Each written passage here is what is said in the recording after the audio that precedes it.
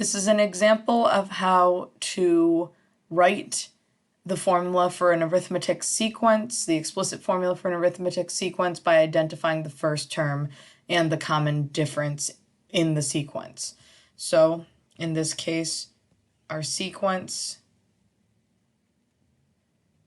7, 14, 21, 28.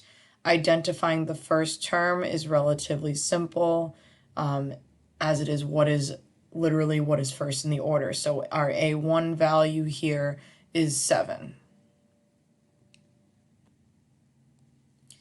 Then we need to identify what our common difference is.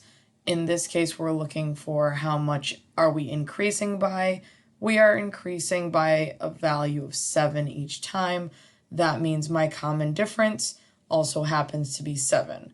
When I'm writing my formula, I want to use the formula as it is outlined in red above of AN equals A1 plus N minus 1 times D. So my A1 value is going to be 7. N minus 1 stays as is. My D value is also 7 in this case. So my formula will be AN equals 7 plus N minus 1 times 7.